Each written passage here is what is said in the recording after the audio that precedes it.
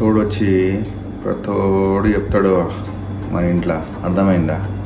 చుట్టాలు మొత్తం మంది ఉంటారా, వాళ్ళకి అన్నం తినాల్సిన పని లేదు. మన ఇంటికి పక్కింటోళ్ళకి ఆనింటికి ఈ ఇంటికి వచ్చి ఆ మాటలతోటే కడుపు నింపుకుంటారు.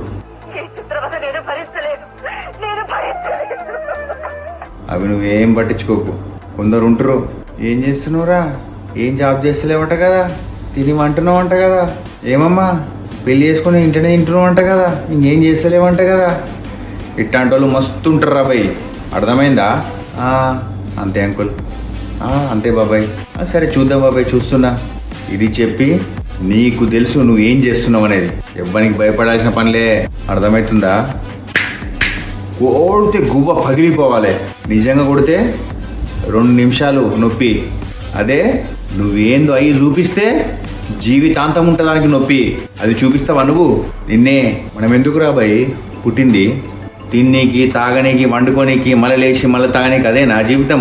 ఇంకేదో కావాలి? జీవితంలో ప్రతి ఒక్కడు తప్పు చేస్తాడు. చేసిన తప్పును మళ్ళీ చేయకుండా సరిదిద్దుకోవడమే. నేను కూడా చేసిన తప్పు, సరిదిద్దుకోలేని తప్పులు చేసినాం, ప్రతి ఒక్కడు చేస్తాడు. ఆ తప్పు నువ్వు మళ్ళీ చేసినావంటే నీ అంత ఎదవ ఉండడు. నువ్వు ఏం చేయాలనుకుంటున్నావు అది చేసి చూపి వానికి. జీవితాంతం గుర్తుంటుంది వానికి ఆ దెబ్బ. గుయ్యమని జీవితాంతం వస్తుంది ఆ సప్పుడు. అది ఇని నువ్వు సంతోషపడు. ఒక్కరు గుర్తుపెట్టుకో, ఈ జీవితంలో ఎందుకు బయటికి వచ్చినావు అది మాత్రమే గుర్తుపెట్టుకో. నన్ను కూడా మస్తు అన్నరా బాయ్, నాకు తెలిసి ఇప్పుడు నేను ఏందనేది. ఈ వీడియో చూసేటోళ్ళు 10 మంది చూస్తే 8 మంది ఎక్కిల్ నవ్వులు నవ్వుతారు. నీలాంటోడు, నీలో ఒకడు పట్టించుకోను.